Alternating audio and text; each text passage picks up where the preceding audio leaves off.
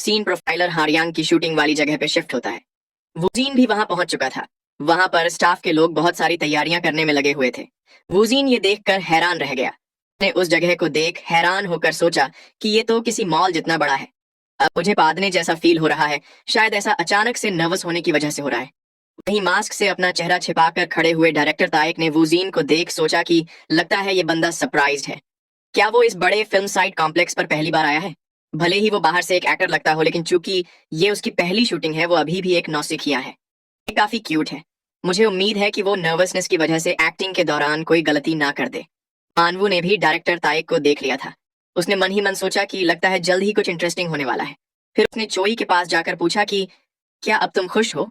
योन पहले से ही एक इनक्रेडिबल एक्ट्रेस थी और अब तो वूजीन जैसे एक अमेजिंग एक्टर ने भी BW एंटरटेनमेंट को ज्वाइन कर लिया है। सोई ने मुस्कुराते हुए पूछा कि आप क्या बात कर रहे हैं? मुझे अब और भी मुश्किलें झेलनी पड़ेगी क्योंकि वो दोनों ही ऑर्डिनरी नहीं है, लेकिन फिर भी मैं इसके लिए तैयार हूँ, स्पेशली वूजीन के लिए। मानवू ने कहा कि मैं भी ये जानने के लिए क्यूरियस हूँ कि वूजीन कितना ग्रो होगा। लेकिन क्या मामला वूजीन के डायरेक्टर ह्यून को रिजेक्ट करने तक ही निपट गया? ये सुन चोई ने अपना सिर पकड़ते हुए हाँ में जवाब दिया और बताया कि मैंने कभी सोचा नहीं था कि किसी दिन मैं डायरेक्टर ह्यून को रिजेक्ट करूंगा, और वो भी सिर्फ इंट्यूशन की वजह से। इंट्यूशन की बात सुन मानवू ने हंसते हुए कहा कि मैं भी उस बारे में जानने के लिए क्यूरियस हूँ। ये सुन चोई कंफ्यूज हो गया। मानवू ने बताया कि वो तो बस मैं ऐसे ही बोल रहा था। तभी अचानक से लोगों का शोर शराबा सुन वो सरप्राइज हो गया। उसने पूछा कि आखिर ये शोर किस बात का है, यहाँ पर क्या चल रहा है? तभी एक लड़की ने अपना फोन मानवू की ओर करते हुए कहा कि प्लीज इसे देखिए, ये आर्टिकल अभी अभी आया है, ये कोई मजाक की बात नहीं है। मानवू और चोई भी उस आर्टिकल को पढ़ने लगे। उसे पढ़कर उन दोनों के ही होश उड़ गए। मानवू ने उस लड़की का फोन पकड़कर आर्टिकल में लिखी हुई चीज दोहराते हुए कहा कि डायरेक्टर ह्यून का लेजेंड के टाइटल के पीछे छिपा असली डिस्गस्टिंग चेहरा, उसकी गंदी हरकतें एक 9 लाख सब्सक्राइबर वाले यूट्यूबर ने एक्सपोज कर दी है। आखिर ये क्या है? क्या ये वाकई में डायरेक्टर ह्यून के बारे में है? आखिर यहाँ चल क्या रहा है? चोई ने भी आर्टिकल पढ़ते हुए कहा कि इसका कॉन्टेक्स्ट देखकर तो नहीं लगता कि ये कोई अफवाह होगी, लेकिन अगर ये वाकई में सच है तो डायरेक्टर ह्यून बर्बाद हो जाएंगे। तभी मानवू ने पूछा कि अगर ये बात सच है तो क्या इसका मतलब? इतना बोल वो दोनों ही अपने सामने देखने लगे। वो अपने सामने खड़े वूजीन को देख रहे थे। उन्हें उसकी इंट्यूशन वाली बात याद आ गई। उन दोनों के ही वो बात याद कर होश उड़ गए। मानवू मन ही मन बोलने लगा कि ये तो कोई जादू टोना भी नहीं हो सकता। क्या वो फ्यूचर भी देख सकता है? चोई ने भी हैरान होकर सोचा कि क्या इसे किसी स्पिरिट ने पोजेस कर लिया था? आखिर इसे ये सब सिर्फ इंट्यूशन से ही कैसे पता चल गया? आखिर ये बंदा क्या चीज है? वहीं उनकी बातों से बेखबर वूजीन मन ही मन हंसते हुए बोल रहा था कि यहाँ चल रहे शोर शराबे की वजह से मेरी पादने की आवाज साइलेंस हो गई। फिर थोड़ी देर बाद वूजीन ने भी डायरेक्टर ह्यून वाली न्यूज पढ़ ली। अब उसे समझ आ चुका था कि आखिर उस फिल्म का ग्रेड एफ क्यों था।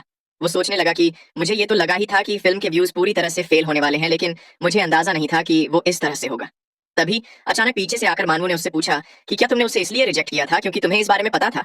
वूजीन ऐसे अचानक से उनको देख चौंक गया। चोई ने भी कहा कि मुझे उम्मीद है कि तुम डायरेक्टर ह्यून वाला मैटर एक्सप्लेन कर सको।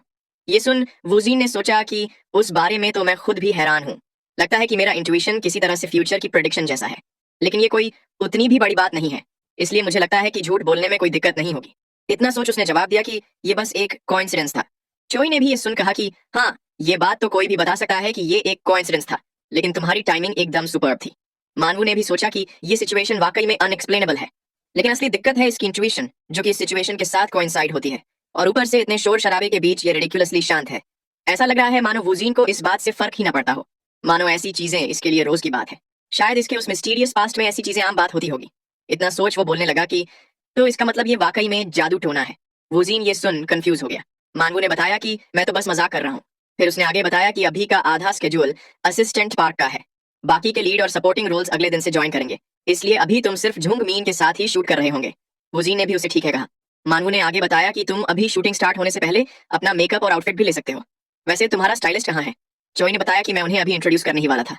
इतना बोल उसने पीछे मुड़कर सुहवान और येजुंग को अपने पास आने को कहा। उसने वूजीन को बताया कि मैं तुम्हें नए मेंबर से इंट्रोड्यूस करना चाहता हूँ जो तुम्हारे लिए काम करेंगे। झांग सुहवान तुम्हारा हेयर स्टाइलिस्ट है और हान येजुंग तुम्हारी स्टाइलिस्ट है। झांग ने एक्साइटेड होकर वूजीन को ग्रीट करते हुए बताया कि मैं तुमसे छोटा हूँ, इसलिए तुम मुझे कंफर्टेबली ट्रीट कर सकते हो। येजुंग ने भी वूजीन को ग्रीट करते हुए बताया कि मैंने ऑलरेडी हारियांग की स्टाइल और कंटेंट देखकर आउटफिट तैयार कर दी है। वूजीन ने भी उन्हें ग्रीट किया। चोई ने हंसते हुए उन्हें वूजीन की टीम बुलाकर अपना बेस्ट करने को कहा। फिर मानवू ने येजुंग से पूछा कि तुमने ऑलरेडी असिस्टेंट पार्क की आउटफिट तैयार कर दी है, राइट? चलो उसे साथ में इंस्पेक्ट करते हैं। येजुंग ने भी उसे ठीक है कहा। फिर जाने से पहले मानवू ने वूजीन को बताया कि तुम्हारे साथ कुछ अनएक्सपेक्टेड हैप्पी चीज हो सकती है। ये ऐसा होगा कि तुम्हारी कबाड़ा गाड़ी जा चुकी है और एक फॉरेन गाड़ी आने वाली है। ये सुन वुजीन कंफ्यूज्ड हो गया। उसने मानवू से पूछा कि आखिर आप कहना क्या चाहते हैं। मानवू ने डायरेक्टर दायक की ओर देखते हुए बताया कि मेरे कहने का मतलब ये है कि फिल्मिंग साइट पे एक फॉरेन कार आ चुकी है। इतना बोल मानवू वहां से निकल गया। फिर चोई ने वुजीन को बताया कि अब मैं भी निकल रहा हूँ। तभी जांग वुजीन से पूछने लगा कि क्या ये जगह कुछ ज्यादा ही बड़ी नहीं है। वुजीन, क्या तुम ठीक हो? मैं तो काफी नर्वस हूँ क्योंकि ये मेरा पहली बार है। ये सुन वुजीन ने सोचा कि शायद डिटेक्टिव एजेंसी के शूट की वजह से मैं अभी नर्वस नहीं हूँ, लेकिन मैं पूरी तरह से रिलैक्स्ड भी नहीं हूँ। इतना सोच उसने झांग से कहा कि सब कुछ ठीक ही होगा। झांग ने भी एक्साइटेड होकर उसे हाँ में जवाब देते हुए कहा कि मैं सीक्रेटली गहरी सांसें लूंगा। वजीन भी मन ही मन सोचने लगा कि आखिर डिटेक्टिव एजेंसी की एडिटिंग कैसी चल रही होगी। वहीं हमें दूसरी ओर कोई बंदा अपने कंप्यूटर पे काम करता हुआ दिखाई देता है। उसके पीछे खड़े दोंगचुन ने उसे सीन रिवाइंड करने को कहा। वो बंदा भी उसके कहे मुताबिक करने लगा। दोंगचुन ने उस सीन को एनालाइज करके बताया कि ये नहीं चलेगा, चलो इसके बाद पिछला वाला कट भी फिक्स करते हैं। ये सुन वो बंदा परेशान होकर बोलने लगा कि लेकिन डायरेक्टर, हम ये ऑलरेडी तीसरी बार एडिट कर रहे हैं और ऊपर से हमारे पास ज्यादा वक्त भी नहीं है। दोंगचुन ने उसकी बात नकारते हुए कहा कि एक्टर्स ने काफी ज्यादा सिंसियरिटी दिखाई है, इसलिए डायरेक्टर के तौर पे मैं भी एडिटिंग में कमी नहीं रहने दे सकता। ये सुन वहां बैठा बंदा बोलने लगा कि वो तो ठीक है, लेकिन क्या आप वैसे सेटिस्फाई हो जाएंगे? अगर आप ज्यादा ग्रीडी हुए तो ये बैकफायर भी कर सकता है। लेकिन वजीन उसकी बातों पर ज्यादा ध्यान न देते हुए उसे सीन में कुछ चेंजेस करने के इंस्ट्रक्शंस देने लगा। उसने मन ही मन कहा कि भले ही ये परफेक्ट ना हो, लेकिन एकदम प्रॉपर तो होना ही चाहिए, क्योंकि मैं नहीं चाहता कि व्यूजीन मेरी एडिटिंग की वजह से फ्लॉप हो। जैसे जैसे दोंगचुन फिल्म में एडिट किया जा रहा था, वैसे वैसे डिटेक्टिव एजेंसी की स्क्रिप्ट का ग्रेड बी से बढ़कर ग्रेड ए हो गया। फिर हमें वापस से प्रोफाइलर हारियांग की शूटिंग साइट दिखाई जाती है। गाड़ी में बैठे किसी बंदे ने स्क्रिप्ट पढ़कर उसे साइड में रख दिया। ये बंदा झुंग मीन होता है। उसने अपने मैनेजर से चलने को कहा। ये सुन मैनेजर ने भी गाड़ी का दरवाजा खोल दिया। झुंग मीन गाड़ी से बाहर निकलकर मन ही मन बोलने लगा कि मुझे नहीं पता कि असिस्टेंट पार्क आउटस्टैंडिंग होंगे या नहीं, लेकिन इस बार मैं उससे डोमिनेट नहीं होऊंगा। पिछली बार मैं पीछे छूट गया था, लेकिन इस बार मेरा गुरूर मुझे ऐसा करने की इजाजत नहीं देगा। ह्यूंग के कैरेक्टर के तौर पे मुझे लगातार अपने इमोशंस को चेक में रखना होगा और असिस्टेंट पार्क के रोल पे अपनी नजर बनाए रखनी होगी। मुझे उसे एग्जामिन, अंडरस्टैंड और एनालाइज करके पूरी तरह से डिसेक्ट करना होगा ताकि मैं रियलिटी और एक्टिंग के बीच की लाइन को ब्लर कर सकूं। तभी झुंग मीन की नजर वहां खड़े वुजीन पर गई। वो उसे देख मन ही मन सोचने लगा कि अभी तो इसका मूड काफी हैवी लग रहा है। इतना सोच उसने वुजीन के पास जाते हुए उसे ग्रीट किया। वुजीन भी उसकी स्टाइल देखकर इंप्रेस्ड हो चुका था। उसने झुंग मीन को सीनियर बुलाते हुए ग्रीट किया। ये सुन झुंग मीन मन ही मन बोलने लगा कि सीनियर कहे जाने के लिए मुझे तुमसे बेहतर होना चाहिए, पता नहीं क्यों लेकिन ये थोड़ा अनप्लेजेंट लग रहा है। तभी पीछे से एक लड़की ने झुंग मीन को आवाज लगाते हुए बताया कि पीडी मानवू आपका रिहर्सल लेना चाहते हैं। ये सुन झुंग मीन वहां से निकलने से पहले वुजीन से कुछ बोलने लगा। उसने पूरे कॉन्फिडेंस के साथ वुजीन को बताया कि इस बार मैं तुमसे डोमिनेट नहीं होऊंगा। इतना बोल जोश से भरा झुंग मीन तेजी से वहां से निकल गया। वुजीन भी ये देख सोचने लगा कि आखिर ये गरम धुएंदार बंदा अभी क्या बोलकर गया। ऐसे ही थोड़ी देर में शूटिंग की साइट तैयार हो जाती है। एक बंदे ने ऊंची आवाज में शूटिंग के लिए रेडी होने की अनाउंसमेंट की, लेकिन वहां बैठे व्यूजीन की हालत पूरी तरह से खराब हो चुकी थी। वो परेशान होकर सोचने लगा कि ये डिटेक्टिव एजेंसी से पूरी तरह से अलग है। मुझे थोड़ा नॉजियस फील हो रहा है, लेकिन झुंगमीन का एकदम कंपोज्ड होकर बैठना वाकई में इनक्रेडिबल है। ये होता है असली प्रो। मैं तो सिर्फ प्रो होने का दिखावा ही कर रहा हूँ, लेकिन मुझे अभी के लिए इस रियलिटी को एक्सेप्ट करना ही होगा। तभी एक बंदे ने वुजीन को हथकड़ी पहनाते हुए बताया कि मैं ये प्रॉप सेट कर रहा हूँ। वुजीन ने मन ही मन सोचा कि अभी का प्रोफाइलर हारियांग का पहला सीन तब की स्टोरी है जब असिस्टेंट पार्क ने खुद को सरेंडर कर दिया था। इस केस के सेंटर में है प्रोफाइलर ह्यूंग। उसने असिस्टेंट पार्क के पास्ट से लेकर प्रेजेंट तक के ट्रेस को एनालाइज किया और अभी इस सीन में ह्यूंग और असिस्टेंट पार्क दूसरी बार मिल रहे हैं, इसलिए ये हथकड़ी लगाई जा रही है। तभी डायरेक्टर ने जोर से अनाउंस किया कि एक्शन। ये सुन वुजीन तुरंत ही असिस्टेंट पार्क के कैरेक्टर में घुस गया। उसने अपने सामने पड़े कुछ कागज को देखा, फिर वो मुस्कुराते हुए पूछने लगा कि मैं तुम्हारी क्या मदद कर सकता हूँ। सामने से ह्यूंग का रोल कर रहे जुंगमीन ने कहा कि चलो पहले थोड़ी स्मॉल टॉक कर लेते हैं। ये सुन असिस्टेंट पार्क ने चैन की सांस छोड़ते हुए पूछा कि तो तुमने ब्रेकफास्ट में क्या खाया? मुझे एक हैमबर्गर खाना है, मुझे श्रिम्प हैमबर्गर पसंद है। तभी ह्यूंग ने उसकी बात इग्नोर कर पूछा कि तुम्हारी एक बड़ी बहन भी हुआ करती थी ना, जिसने खुदकुशी कर ली थी? ये सुन असिस्टेंट पार्क चुप हो गया। फिर उसने बताया कि हाँ मेरी एक बहन हुआ करती थी, एक बड़ी बहन। इतना बोल वो ईवल तरीके से स्माइल करने लगा। माहौल हैवी होता देख ह्यूंग ने माफी मांगकर कहा कि ये अब स्मॉल टॉक नहीं रही, मैंने गलती कर दी। असिस्टेंट पार्क ने उसकी बात नकारते हुए बताया कि मेरी बड़ी बहन की खुदकुशी वाली बात सिर्फ एक स्मॉल टॉक ही है। वैसे क्या उस फाइल में मेरा डेटा है? उसमें क्या लिखा है? ह्यूंग ने बताया कि मैं श्योर नहीं हूँ, शायद इसमें सब कुछ लिखा हो सकता है। तुम्हारी बड़ी बहन वाली स्टोरी भी है। ये सुन असिस्टेंट पार्क ने पूछा कि क्या वो स्टोरी तुम्हारे लिए हेल्पफुल है? तुम्हें मुझे फिगर आउट करना चाहिए ताकि तुम असली गुनहगार तक पहुंच सको। उसकी बातें सुन ह्यूंग बोलने लगा कि मेरे हिसाब से तुम साइकोपैथ और सोशियोपैथ के मिक्सचर हो। यूजुअली सोशियोपैथ्स अपनी परवरिश के दौरान मिले एनवायरनमेंट से बनते हैं, इसलिए मैंने तुम्हारी लाइफ का पता लगाया। तुम्हारे फादर जुए और शराब से एडिक्टेड थे और तुम्हारी माँ बड़ी बहन और तुम्हें मारा करते थे, राइट? तुम्हारी बड़ी बहन ये सब सह नहीं पाई और उसने खुदकुशी कर ली, और उसके बाद तुम्हारी माँ और फादर भी एक कार एक्सीडेंट में चल बसे। लेकिन जब मैं उनके केस की फाइल पढ़ रहा था तब मुझे कुछ अजीब सी चीज पता चली। तुम्हारी माँ की तो कार में ही डेथ हो चुकी थी, लेकिन तुम्हारे फादर कार के बाहर रेंगते हुए मरे थे, लेकिन उनके ऊपर रेजिस्टेंस के कुछ ट्रेस थे। हालांकि वो केस सबूत की कमी के चलते जल्द ही क्लोज कर दिया गया था। लेकिन इतनी अजीब चीज को देखते हुए मेरे मन में एक थ्योरी है।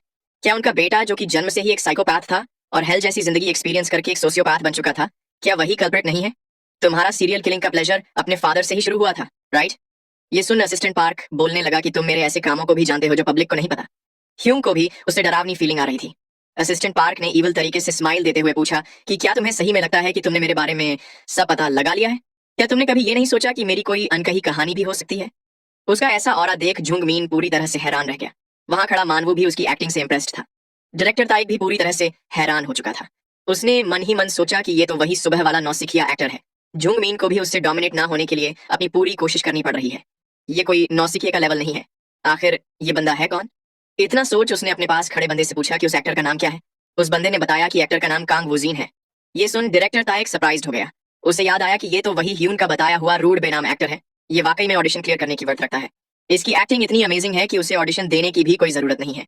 मैं ये नहीं जानता कि ये कहां से आया है, लेकिन इसकी वजह से ना सिर्फ जुंग मीन बल्कि पूरी फिल्मिंग साइट का एटमॉस्फेयर जैसा यूजुअली होता है उससे चेंज हो चुका है। हर कोई उस वुजीन नाम के लड़के से जेलस हो रहा है। ये नौसिखिया ही इस ड्रामा में पिलर का रोल कर रहा है। तभी किसी बंदे ने डायरेक्टर ताइक के पास आकर बताया कि अगर आपने सब कुछ चेक कर लिया हो तो अब हमें निकलना चाहिए। सारे लोग आपको नोटिस करने लगे हैं। ये सुन डायरेक्टर ताइक ने पूछा कि अच्छा ऐसा क्या? ये काफी अफसोस की बात है। मैं इसे आखिर तक देखना चाहता था। इतना बोल उसने वहां से निकलते हुए वुजीन की ओर देख मन ही मन कहा कि उस लड़के की एक्टिंग में अटेंशन कैप्टिवेट करने की ताकत है। आखिर वो अब तक कहाँ था? ऐसे ही कुछ वक्त में उस सीन की शूटिंग कंप्लीट हो जाती है। मानवू ने सबके काम की तारीफ करते हुए उन्हें थोड़ी देर ब्रेक लेने को कहा। सारे लोग उस सीन की और उसमें की गई वुजीन की एक्टिंग की तारीफ करने लगे। वहीं वुजीन मन ही मन बोल रहा था कि मैं मर रहा हूँ। ये मैंने जितना सोचा था उससे कहीं ज्यादा मुश्किल है। हालांकि मैं इसके लिए तैयार था, लेकिन फिर भी ये डिटेक्टिव एजेंसी से पूरी तरह से अलग है। पर फिर भी मुझे ये करना तो होगा ही। लेकिन मुझे ये ठंड क्यों लग रही है? जुंग मीन ने भी कांपते हुए वुजीन को देख लिया। उसने उसे आवाज लगाते हुए पूछा कि अपने इमोशंस से रिकवर करना आसान नहीं है, राइट? मुझे भी अभी थोड़ी देर पहले अपने हाथ पे क्रैम्प्स आ रहे थे। वुजीन को समझ नहीं आया कि वो किस बारे में बात कर रहा है। उसने ना में जवाब देते हुए बताया कि मुझे बस थोड़ी ठंड लग रही है। जुंग मीन ने कहा कि इमोशनल रिकवरी एक ऐसी प्रोसेस है जो वक्त के साथ आती है। तुम्हें इसे छिपाने की कोई जरूरत नहीं है। स्क्रिप्ट रीडिंग के दिन वाली आफ्टर पार्टी के दौरान भी मुझे पता था कि तुम इसीलिए नहीं आए थे, क्योंकि तुम इमोशंस को रिकवर कर रहे थे। ये सुन वुजीन मन ही मन बोलने लगा कि अरे भाई, मुझे सच में सिर्फ ठंड ही लग रही है। तुम मेरा यकीन क्यों नहीं कर रहे? और ऊपर से उस स्क्रिप्ट रीडिंग के दिन आफ्टर पार्टी के दौरान भी मैं सो ही रहा था। आखिर तुम किस बारे में बात कर रहे हो? वहीं जुंग मीन अभी भी बोले जा रहा था कि मुझे पता है कि ये कितना मुश्किल है, इसमें दिक्कत की कोई बात नहीं है। ये सुन वुजीन ने भी प्रिटेंड करते हुए उसे अंडरस्टैंडिंग के लिए थैंक यू बोला।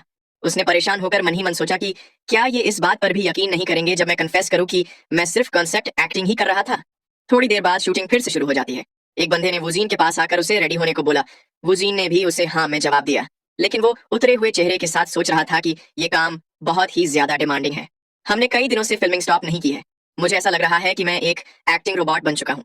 वहीं उसके सामने बैठा हुआ जुंग मीन एकदम जोश से भरा हुआ था। ये देख वुजीन सोचने लगा कि क्या ये थका नहीं है? लेकिन ये एक अच्छी बात है कि मेरे पास एक सीक्रेट स्पेस ब्रेक रूम है। अगर वो ना होता तो मैं कब का निपट चुका होता। ये अफसोस की बात है कि उसमें मैं सो नहीं सकता, लेकिन फिर भी मैं उसके लिए ग्रेटफुल हूँ कि मुझे थोड़ा आराम करने को तो मिल ही जाता है। वहीं पास खड़े मानवू ने वुजीन को देख मन ही मन कहा कि ये मैंने जितना सोचा था उससे बेहतर लग रहा है। इतने इंटेंस स्केड्यूल के साथ कोई भी होता तो एग्जॉस्टेड हो जाता। इसका स्टैमिना कोई मजाक की चीज नहीं है। क्या ये वाकई में पैदाइशी जीनियस एक्टर है? वो ये सब सोच ही रहा था कि तभी उसका फोन बजने लगा। उसके फोन उठाने पर सामने से डायरेक्टर तायक ने कहा कि मैं निकलने से पहले तुम्हें हेलो नहीं बोल पाया। ये सुन मानवू ने हंसते हुए कहा कि कोई बात नहीं, आपको कोई काम आ गया होगा, राइट? क्या आप अपने अगले प्रोजेक्ट के लिए जुंग मीन की एक्टिंग देखने आए थे? तायक ने उससे अग्री करते हुए बताया कि जुंग मीन की एक्टिंग काफी इंप्रूव्ड हो चुकी है, लेकिन अगला प्रोजेक्ट अभी भी कॉन्फिडेंशियल है, इसलिए प्लीज इस बात को किसी से रिवील मत करना। मानवू ने भी उसे हाँ में जवाब दिया। फिर उसने आगे पूछा कि आपका वुजीन के बारे में क्या ख्याल है? ये सुन तायक बोलने लगा कि वो बंदा तो मेरे सपनों में आने लगा है। एक्चुअली मैंने उसके लिए ही तुम्हें कॉल किया है। तुम्हें वो लड़का कहाँ से मिला? मानवू ने ये बात पहले ही एक्सपेक्ट कर ली थी। उसने बताया कि मैंने उसे नहीं ढूंढा, बल्कि वो खुद अचानक से आसमान से आ गिरा है। ये सुन तायक ने पूछा कि क्या तुमने वाकई में उसे नहीं ढूंढा? क्या वो सच में ऐसे ही तुम्हें मिल गया? मानवू ने उसे हाँ में जवाब दिया। तायक ने आगे पूछा कि अगर तुम्हें प्रॉब्लम ना हो तो क्या तुम मुझे उस लड़के की इन्फॉर्मेशन शेयर कर सकते हो? मानवू ने बताया कि अगर सच कहूं तो मैं खुद भी उसके बारे में कुछ ज्यादा नहीं जानता। वो एक शांत और मिस्टीरियस टाइप का बंदा है, और ऊपर से उसका कहना है कि उसने बिना किसी की मदद के खुद से ही एक्टिंग करना सीखा है। अगर आप थोड़ा बहुत भी इन्वेस्टिगेट करेंगे तो आपको पता चल जाएगा कि कोरियन एंटरटेनमेंट इंडस्ट्री में तो वुजीन के कोई भी कनेक्शंस नहीं है। इसलिए ये बात ऑलमोस्ट पक्की है कि उसने एक्टिंग खुद के दम पर ही सीखी है। वहीं दूसरी ओर वुजीन अपने कान टिंगल होते देख सोच रहा था कि लगता है कोई मेरे बारे में बात कर रहा है। तभी वहां पर चोई आ गया। उसने एक स्क्रिप्ट टेबल पर रखते हुए कहा कि ये लो। वुजीन ने उसे थैंक यू बोलते हुए पूछा कि लेकिन ये है क्या? चोई ने बताया कि तुमने ही तो मुझसे एक जापानी स्क्रिप्ट लाने को बोला था ना। वुजी ने भी अपनी बात याद कर उसे स्क्रिप्ट ढूंढने के लिए थैंक यू बोला। फिर वो मन ही मन खुद को एनिमे कैरेक्टर की तरह कोनिचिवा आरिगातो बोलते हुए इमेजिन कर सोचने लगा कि अब मुझे जापानीज स्क्रिप्ट भी मिल चुकी है, अब मुझे बस इंग्लिश की ही तरह जापानीज सीखनी होगी। चोई ने उसे आगे बताया कि ट्रांसलेटेड वर्जन की जगह ओरिजिनल जापानीज स्क्रिप्ट ढूंढने में मुझे थोड़ा वक्त लग गया। क्या इतना इनफ है? वुजीन ने उसे हाँ में जवाब देते हुए थैंक यू कहा। फिर उसने पूछा कि वैसे तुम्हें ये जापानीज स्क्रिप्ट कैसे मिली? चोई ने बताया कि मेरे जापान में भी कुछ कनेक्शंस हैं। फिर वो मन ही मन सोचने लगा कि लेकिन व्यूजीन ने मुझसे अचानक से एक जापानीज स्क्रिप्ट क्यों मांगी होगी? क्या इसका पास्ट में जापान के साथ कुछ कनेक्शन रहा होगा? क्या ये जापानी में डेब्यू करने के लिए उनकी स्क्रिप्ट देखना चाहता है? वो भी एक अच्छा ऑप्शन है, लेकिन इंग्लिश मोस्ट प्रेफरेबल लैंग्वेज रहती। क्या ये इंग्लिश में कम्युनिकेट नहीं कर सकता? तभी वुजीन ने उस ब्लैक स्क्वायर को टच कर लिया। सब स्पेस में पहुंचकर उसने एक्साइटेड होकर कहा कि चलो अब जापानीज सीखते हैं। इतना बोल उसने स्क्रिप्ट में से एक ऑप्शन सिलेक्ट कर लिया। उसके ऐसा करते ही सिस्टम ने थोड़ी ही देर में प्रिपरेशन कंप्लीट कर ली। उसके तुरंत ही बाद सिस्टम ने जापानीज रीडिंग भी शुरू कर दी। थोड़ी ही देर में जापानीज सीखने के बाद वुजी ने वहां से एग्जिट कर लिया। वो खुश होकर मन ही मन बोलने लगा कि अब मैंने जापानीज भी सीख ली है। तभी चोई का फोन बजने लगा। ये डायरेक्टर दोंगचुन का कॉल होता है। डायरेक्टर दोंगचुन की कुछ बात सुन चोई खुश हो गया। फिर उसने बताया कि योन का स्केड्यूल तो फिल्मिंग की वजह से थोड़ा टाइट है, लेकिन शायद वुजीन आ सकता है। मैं उससे पूछ लूंगा कि वो इसके लिए तैयार है या नहीं। फिर उसने वुजीन को आवाज लगाते हुए बताया कि डिटेक्टिव एजेंसी की एडिटिंग पूरी हो चुकी है, इसीलिए वो हमें उसकी टेस्ट स्क्रीनिंग देखने के लिए इनवाइट कर रहे हैं। वुजीन ने भी ये सुन खुश होते हुए सोचा कि आखिरकार ये हो ही गया। कुछ वक्त बाद वुजीन और चोई स्क्रीनिंग की जगह पे पहुंच गए। वुजीन को यकीन नहीं हो रहा था कि वो खुद की पार्टिसिपेट की हुई मूवी देखने जा रहा है। वो थोड़ा नर्वस था। दोंगचुन अंदर बैठा उन्हीं का इंतजार कर रहा था। चोई ने हंसते हुए उन्हें कंग्रेचुलेट कर बताया कि मैं आपके लिए काफी खुश हूँ। दोंगचुन ने भी उसे इन्वेस्टर बुलाते हुए कहा कि ये सब आपकी वजह से ही पॉसिबल हो पाया है। फिर उसने वुजीन की ओर देख पूछा कि तुम्हारा चेहरा इतना फीका क्यों है? लगता है शूटिंग मुश्किल है, राइट? वैसे भी पीडी मानव स्ट्रिक्ट होने के लिए जाने जाते हैं। वुजीन ने दोंगचुन की हालत देख मन ही मन कहा कि मुझे नहीं लगता कि तुम्हें मेरी चिंता करनी चाहिए। क्या इसे किसी अनजान आइलैंड पे छोड़ दिया गया था? इतना सोच उसने दोंगचुन से पूछा कि आप ठीक तो है ना डायरेक्टर? दोंगचुन ने बताया कि मैं एकदम ठीक हूँ, मैं बस कुछ दिनों से खाना या सोना नहीं कर पाया। ये मेरे लिए आम बात है। ये सब बातें तो बाद में भी चलती रहेगी। सबसे पहले मूवी देख लेते हैं। चलो वहां चेयर पे बैठते हैं। वुजीन ने भी उसकी बात मान ली। उनके बैठने के बाद दोंगचुन स्विच बोर्ड के पास जाकर हंसते हुए बोलने लगा कि मैं थोड़ा नर्वस फील कर रहा हूँ। मुझे उम्मीद है कि तुम लोग इसे एंजॉय करो। इतना बोल उसने लाइट्स बंद कर दी। वुजीन भी खुद की मूवी देखने की बात से काफी नर्वस हो रहा था। उसने सोचा कि भले ही ये एक शॉर्ट फिल्म हो, लेकिन फिर भी ये मेरा पहला लीडिंग रोल और पहला काम है। मैं ये जानने के लिए क्यूरियस हूँ कि ये कैसा होगा। तभी दोंगचुन ने मूवी स्टार्ट कर दी। वुजीन खुद को स्क्रीन पे देख काफी एम्बैरेसिंग फील कर रहा था। वो वहां से भाग जाना चाहता था। उसने मूवी देखते हुए सोचा कि डिटेक्टिव एजेंसी का रन टाइम 44 मिनट का है। पूरी मूवी देखने के दौरान मुझे ऑकवर्डनेस और एम्बैरेसमेंट का मिक्सचर फील हो रहा था, लेकिन फिर भी डिटेक्टिव एजेंसी का कंप्लीटेड वर्जन जैसा मैंने सबस्पेस में देखा था उससे काफी सिमिलर था। मैं कंटिन्यूअसली मूवी में इमर्स हुए जा रहा था। ये ऐसा लग रहा था मानो मैं स्क्रीन पे खुद की ही लाइफ देख रहा हूँ। तभी दोंगचुन ने लाइट्स फिर से चालू कर दी। उसने वुजीन से पूछा कि मूवी कैसी लगी। वुजीन ने मुस्कुराते हुए बताया कि मूवी बहुत ही बढ़िया थी। फिर वो रोते हुए सोचने लगा कि लेकिन मेरा वो गिरने वाला सीन ऐड करना जरूरी था क्या? इन्हें उसे डिलीट कर देना चाहिए था। दोंगचुन भी वुजीन को देख काफी खुश हो गया। उसने आगे बताया कि mise en scene short film festival का स्पॉन्सर चेंज हो चुका है। शायद इस वजह से उसकी स्केल इस बार काफी बढ़ रही है, क्योंकि स्पॉन्सर बहुत ही ज्यादा सपोर्ट प्रोवाइड कर रहे हैं। उसकी वजह से इस बार एक्टर्स के लिए भी अवार्ड ऐड किया गया है। इसमें टोटल 2 अवार्ड्स होंगे, एक बेस्ट परफॉर्मेंस के लिए और एक टॉप प्राइज के लिए। इसमें काफी सारे चेंजेस हुए हैं, लेकिन सब कुछ ठीक ही होगा।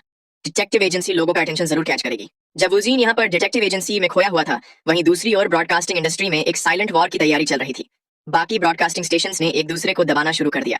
ये बात अनश्योर थी कि उन ड्रामास का ओवरलैप होना इंटेंशनल था या कोइंसिडेंस, लेकिन 3 ब्रॉडकास्टिंग स्टेशंस के बीच का प्रमोशन वॉर काफी फियर्स हो चुका था। यहाँ तक कि मीडिया ने भी उनके वॉर पर रिपोर्ट करना शुरू कर दिया था, लेकिन उसकी वजह से ड्रामा फिर से एक हॉट टॉपिक भी बन गए थे। फिर हमें प्रोफाइल हारियांग की शूटिंग साइट दिखाई जाती है। सारे लोग शूटिंग की ही तैयारियों में लगे हुए थे। योन भी वहां पर अपना मेकअप करवा रही थी। चेयर पे बैठा वुजीन सोच रहा था कि आखिर ये शूटिंग कब स्टार्ट होगी। वहीं उसके पास खड़ा चोई किसको देखते हुए सस्पिशियस होकर बोल रहा था कि वो बंदा कहीं देखा हुआ लग रहा है। वुजीन ने पूछा कि तुम किसकी बात कर रहे हो? ये सुन चोई, जो कि मास्क लगाकर खड़े डायरेक्टर ताएक को देख रहा था, उसने बताया कि वहां पर एक हैंडसम मिस्टर है जिन्हें मैंने पहले कहीं देखा हुआ है। ये बात अजीब नहीं है कि उन्होंने मास्क पहना है, क्योंकि कुछ स्टाफ या लोग भी मास्क पहनते हैं, लेकिन वो कुछ फैमिलियर सा लग रहा है। शायद मुझे जाकर पूछना चाहिए। तभी उन्हें अपने पीछे से पीडी मानवू की आवाज सुनाई दी। वो किसी बंदे को सीन के वीएफएक्स के बारे में इंस्ट्रक्शंस देने की कोशिश कर रहा था। वहां का माहौल देख वुजीन ने सोचा कि लगता है ये सीरियस मैटर है। मानवू भी उस बंदे को समझा रहा था कि असिस्टेंट पार्क की मेंटालिटी एक्सप्रेस करने के लिए वीएफएक्स टीम का भी उसे अच्छे से समझना जरूरी है। ये काफी ट्रबलसम है। सामने से वो फॉरेनर बंदा भी कंफ्यूज होकर उस सीन के वीएफएक्स के बारे में इंग्लिश में कुछ पूछने लगा। उसकी इंग्लिश वुजीन स्मूथली सुन और समझ पा रहा था। उसे ये काफी फैसिनेटिंग लगा। उसने मन ही मन सोचा कि ये बंदा मानवू की बात ठीक से समझा नहीं है। क्या मुझे उन्हें समझाना चाहिए? वैसे भी मैं इंग्लिश किसी दिन तो यूज करूंगा ही, तो क्यों ना अभी कर लिया जाए। इतना सोच वो उन लोगों के पास जाने लगा। मानवू अभी भी परेशान होकर उस बंदे को वीएफएक्स समझाने की कोशिश कर रहा था। तभी पीछे से वुजीन ने आकर इंग्लिश में कहा कि वो फेरी टेल बुक की ब्राइट टोन को ज्यादा डार्क एंड मिस्टीरियस तरीके से एक्सप्रेस कर सकते हैं। जमीन को पर्पल रखना है और पेड़ और घास ब्लू, साथ ही आसमान को ब्लैक करना है और हर एक पर्सन अलग कलर्स में होना चाहिए। इतना बोल वुजीन सोचने लगा कि आखिर कोई जवाब क्यों नहीं दे रहा। लगता है इन्हें पता नहीं है कि मैं कौन हूँ। ये सोच उसने मुस्कुराते हुए बताया कि मैं ही वो एक्टर हूँ जो ये रोल करने वाला है। इतना बोल वो मन ही मन एक फॉरेनर के साथ बात करने का सोच खुश हो गया। सामने से उस फॉरेनर बंदे ने भी उसकी बात में इंटरेस्ट लेते हुए पूछा कि तो फिर उस फायरवर्क वाले पार्ट में क्या करना है। वुजीन ने उसे बताया कि क्रुअल्टी को एक फेरी टेल की तरह पोर्ट्रे किया जाएगा। ऐसा इमेजिन करो कि कोई बच्चा खून के उड़ते हुए छींटों को देख रहा हो। वो बंदा भी उसकी बात समझ गया। फिर उसने वुजीन को थैंक यू बोलते हुए कहा कि तुमने मेरी काफी मदद की है। वुजीन ने भी मुस्कुराते हुए उसे जवाब दिया। वो मन ही मन हंसते हुए बोल रहा था कि मैंने कभी सोचा नहीं था कि किसी दिन मैं एक फॉरेनर से बात करूंगा। वहीं पास खड़े लोग भी व्यूजीन की इंग्लिश के बारे में बातें करने लगे कि कैसे वो एकदम नेटिव की तरह है। इंग्लिश का ऐसा लेवल सिर्फ स्टडी करके नहीं पाया जा सकता। क्या व्यूजीन अमेरिका से आया है? मानवू भी सोच रहा था कि मुझे ये बात पहले से पता थी। ये पक्का विदेश से आया है। इसका प्रोनाउंसिएशन कोरियन अमेरिकन के लेवल पर या उससे भी आगे है। चोई भी वुजीन के विदेश से आने की बात सोच हैरान खड़ा था। वो सोचने लगा कि क्या ये किसी इंग्लिश स्पीकिंग कंट्री में रहा होगा, लेकिन इसने ये बात छिपाई ही क्यों? तो फिर जापानी के बारे में क्या इसे दोनों ही लैंग्वेजेस आती है? वहीं ताइक भी मन ही मन बोल रहा था कि तो मानवू की बात सच थी। वुजीन विदेश से आया है। मुझे उसके बारे में जितना ज्यादा पता चलता है उतना ही वो ज्यादा अलग लगता है। वहीं उनकी बातों से बेखबर वुजीन हंसते हुए सोच रहा था कि मुझे जापानीज कहाँ यूज करनी चाहिए। तभी पीछे से किसी ने वुजीन को आवाज लगाई। एक लड़की ने उससे पूछा कि क्या तुम अमेरिका में रहते थे? तुम्हारी इंग्लिश बहुत ही ज्यादा अच्छी है। तभी पीछे से मानवू ने उसके कंधे पर हाथ रखते हुए बताया कि हर किसी के अपने सीक्रेट होते हैं जो वो बताना नहीं चाहते। तुम्हें इस बात का अंदाजा होना चाहिए। वो लड़की भी चौंकते हुए पूछने लगी कि क्या मुझे ये सवाल नहीं पूछना चाहिए था? फिर मानवू ने सबको शांत होने को बोल कहा कि चलो शूटिंग शुरू करते हैं। उस लड़की ने भी हाँ में जवाब देते हुए सोचा कि शायद मुझे ये सवाल नहीं पूछना चाहिए था। इस बार का सीन असिस्टेंट पार्क के मर्डर्स के ऑन साइट इंस्पेक्शंस के बारे में था। असिस्टेंट पार्क को हथकड़ियों के साथ ही अपने किए हुए मर्डर को दोहराकर दिखाना होगा। इसमें एक डमी टेडी बियर यूज किया जाएगा। इस सीन के साथ ही व्यूअर्स को फ्लैशबैक के जरिए असिस्टेंट मैनेजर का किया हुआ असली मर्डर भी दिखाया जाएगा। थोड़े शब्दों में कहा जाए तो वुजीन को अपने असली मर्डर वाले और उस मर्डर को पुलिस के सामने डमी पर दिखाने वाले दोनों ही सीन्स में एक्ट करना होगा। अभी के असिस्टेंट पार्क और पास्ट के असिस्टेंट पार्क दोनों को ही। वहीं वुजीन अपने हाथ में रस्सी पकड़े सोच रहा था कि ये थोड़ा अनकंफर्टेबल है क्योंकि ये एक अनप्लेजेंट सीन है। भले ही मैंने अपना मन बना लिया था, लेकिन अब जब ये सही में हो रहा है तो मैं थोड़ा नर्वस हो रहा हूँ। भले ही वो सब स्पेस की दुनिया थी, लेकिन मैंने मर्डर एक्सपीरियंस किया है। अब से मैं सिर्फ अच्छी ही चीजें एक्सपीरियंस नहीं कर रहा हूँगा। हालांकि सब स्पेस एक वंडरफुल जगह है, लेकिन दूसरी ओर वो एक हेल जैसी भी हो सकती है। वो भी इस हद तक कि मेरा ईगो ही हिल जाए। लेकिन फिर भी ये कॉन्सेप्ट एक्टिंग और मिसअंडरस्टैंडिंग जो कि अचानक से ही शुरू हुई है, उससे रोल की जगह मेरा खुद का ईगो क्लियरली एम्फसाइज हो रहा है। उसकी वजह से मैं खुद को अच्छे से देख पाता हूँ। तभी मानवू ने उसे आवाज लगाते हुए पूछा कि तुम तैयार हो, राइट? वुजीन ने मन ही मन हाँ में जवाब देते हुए सोचा कि जो भी चीजें मैंने एक्सपीरियंस की है वो अब सिर्फ मेरे पोजेशंस का ही हिस्सा है। तभी मानवू ने अनाउंस किया कि एक्शन। असिस्टेंट पार्क, जिसको कि पुलिस वाले मर्डर साइट पे ले गए थे, उससे चारों तरफ से लोग घेर कर गालियां देते हुए मरने को बोल रहे थे। असिस्टेंट पार्क ने वहां पड़े टेडी बेयर को देख कहा कि ये तो काफी भद्दा है। इतना बोल उसने अपने साथ लाई हुई रस्सी उस टेडी बेयर के गले में लपेट दी। फिर वो ईवल तरीके से मुस्कुराते हुए उसका गला घोंटने लगा। उसके सामने खड़े ह्यूंग और यॉन भी उसे ही देख रहे थे। वुजीन को भी फ्लैशबैक्स आने लगे कि कैसे उसने इसी तरह कई लोगों को मारा था। उसे ऐसे ही फ्लैशबैक आए जा रहे थे। यहाँ पर तो वो एक टेडी बेयर का गला घोंट रहा था, लेकिन मन ही मन वो अपने पास्ट के एक रियल विक्टिम का गला घोंट रहा था। वो लड़की गिड़गिड़ाते हुए उससे खुद को बख्श देने की रिक्वेस्ट कर रही थी। असिस्टेंट पार्क ने उसे कहा कि अभी तुम मरने वाली हो, तुम्हें पता है क्या? इतना बोल उसने उस अधेड़ उम्र की औरत का मुंह जमीन में दे मारा। वो औरत उससे रुकने को बोल रही थी, लेकिन असिस्टेंट पार्क ने बिना उसकी बात सुने उसके गले में रस्सी लपेटना शुरू कर दिया। फिर वो वैसे ही उसे गले में बंधी रस्सी से जमीन पे घसीटता हुआ ले जाने लगा। वो औरत खांसते हुए बोल रही थी कि मैं सांस नहीं ले पा रही। असिस्टेंट पार्क ने एकदम साइकोपैथ की तरह उससे कहा कि थोड़ा और जोर से चिल्लाओ, मुझे इतने में मजा नहीं आ रहा। तभी वो वापस से रियल वर्ल्ड में आ गया। अपने सामने का नजारा देख वो हैरान रह गया। उसे पता चला कि जमीन पे लेटी रो रही वो औरत एक्टिंग नहीं कर रही थी। तभी मानवू ने अनाउंस किया कि सीन ओवर हो चुका है। वुजीन ने भी उस औरत को बैठने में मदद करते हुए माफी मांगकर पूछा कि क्या आप ठीक तो है ना? आपको कैसा फील हो रहा है? क्या आपको कहीं दर्द हो रहा है? उस औरत ने बताया कि मैं ठीक हूँ। वुजीन ने कहा कि फिर भी जरा मुझे एक बार देखने दीजिए। वो औरत भी उसे देख सोचने लगी कि इसका औरत तुरंत ही पूरी तरह से बदल चुका है। ये अभी कुछ पल पहले जैसा था उससे बिल्कुल अलग है। वुजीन ने उनके गले की ओर देखते हुए माफी मांगकर बताया कि आपका गला थोड़ा लाल हो चुका है।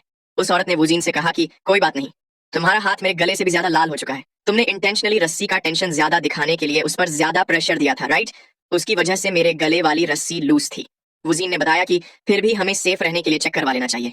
इतना बोल उसने मानवू को आवाज लगाते हुए कहा कि प्लीज इनका गला और हाथ चेक कर लीजिए। मानवू भी उनके हर्ट होने की बात सुन चौंक गया। वुजीन ने उसे बताया कि शायद मैंने एक्टिंग के दौरान कुछ ज्यादा ही रफ कर दिया। मैं अभी रेस्टरूम जाकर आता हूँ। इतना बोल वो वहां से निकलने लगा। दरअसल उसे बहुत ही जोर से सुसु लगी थी, लेकिन पीछे खड़े लोगों को लग रहा था कि वूजीन अपने इमोशंस को रिकवर करने जा रहा है। उनके हिसाब से ऐसी एक्टिंग के बाद भी वूजीन का कंपोज रहना काफी टैलेंट वाली चीज है। चोई भी उसे देख सोचने लगा कि क्या वूजीन ठीक तो है ना। तभी पीछे से किसी ने उसे बुलाया। एक बंदे ने उसे प्रेसिडेंट चोई बुलाते हुए पूछा कि क्या आपको मैं याद हूँ। चोई उसे देख चौंकते हुए बोलने लगा कि आप तो यूएलएम फिल्म कंपनी के डायरेक्टर हो ना। मैंने सुना है कि आप अगला प्रोजेक्ट डायरेक्टर ताई के साथ करने की तैयारियां कर रहे हो। ये सुन उस डायरेक्टर ने इंप्रेस होते हुए कहा कि हमने तो अभी कोई प्रेस रिलीज भी नहीं की, लेकिन फिर भी तुम्हारा इन्फॉर्मेशन नेटवर्क एकदम सटीक है। तभी चोई ने पूछा कि लेकिन आप यहाँ क्या कर रहे हैं। तभी वहां पर कोई और भी आ गया। अब चोई समझ गया कि ये मास्क पहना हुआ बंदा डायरेक्टर तायक ही है। उसने फुसफुसाते हुए उन्हें ग्रीट कर पूछा कि क्या आप यहाँ एक्टर देखने के लिए आए हैं। तायक ने उसे हाँ में जवाब देते हुए कहा कि तुम सिचुएशन को बड़ी जल्दी पकड़ लेते हो। चोई ने आगे कहा कि तो फिर आपने वूजीन को भी देखा ही होगा। तायक ने बताया कि वो काफी अमेजिंग है। मैंने सुना है कि वो इंग्लिश भी अच्छी खासी बोल लेता है। मानवू के मुताबिक वो विदेश से है, राइट। क्या तुम्हें पता है कि वूजीन ने खुद के दम पर एक्टिंग कहाँ से सीखी है। चोई ने उसकी बात सुन सरप्राइज होते हुए पूछा कि तो क्या इसका मतलब आपका वूजीन को देखना आज पहली बार नहीं है। तायक ने उसे हाँ में जवाब देते हुए बताया कि एक्चुअली मैं उसे कुछ हफ्तों से देख रहा हूँ। मैं अभी उससे अच्छे से मिलकर प्रॉपरली बात करने का प्लान बना रहा था, लेकिन अभी अभी शूटिंग के इमोशंस से गुजर रहे किसी से बात करना थोड़ा ऑकवर्ड हो जाएगा, इसलिए मैं अभी के लिए रहने देता हूँ। ये सुन चोई ने हैरान होकर पूछा कि क्या आप यहाँ तक आने के बाद ऐसे ही चले जाएंगे। तायक ने बताया कि कोई बात नहीं, अभी की एक्टिंग देखना वर्थ इट था। इसके बदले चलो एक प्रॉपर मीटिंग करते हैं किसी अप्रोप्रिएट जगह पर। ये सुन चोई खुश होकर सोचने लगा कि क्या वूजीन कोई डायरेक्टर मैग्नेट है। पहले डायरेक्टर ह्यून और अब डायरेक्टर तायक भी। इतना सोच उसने तायक से पूछा कि तो फिर 2 दिन बाद कैसा रहेगा। सुबह का टाइम चलेगा ना। फिर हमें 2 दिन बाद का सीन दिखाया जाता है। वुजीन और चोई डायरेक्टर तायक से मिलने पहुंच चुके थे। चोई वुजीन से कुछ बोलने जा ही रहा था कि वो चुप हो गया। फिर उसने इरिटेट होकर मन ही मन सोचा कि मैं इसे ये कहना चाहता था कि इस बार अच्छे से सोच समझकर डिसीजन लेना, लेकिन कुछ रीजन की वजह से मैं इसे ये कह नहीं सकता, क्योंकि हमने कॉन्ट्रैक्ट में ये चीज ऐड की हुई है। वुजीन भी उसका बिहेवियर देख कंफ्यूज हो गया। चोई ने उसे बताया कि डायरेक्टर तायक की रेपुटेशन काफी ज्यादा है और उनका ऑनर भी डायरेक्टर ह्यून से बेहतर है। वुजीन भी उसकी बात समझ गया। वो सोचने लगा कि हाँ, ये बात तो सच है कि डायरेक्टर तायक एक जीनियस है। उन्होंने विदेश के प्रेस्टिजियस फिल्म फेस्टिवल्स में भी अवार्ड्स जीत रखे हैं, लेकिन कुछ रीजन के चलते मुझे ये रियल फील नहीं हो रहा।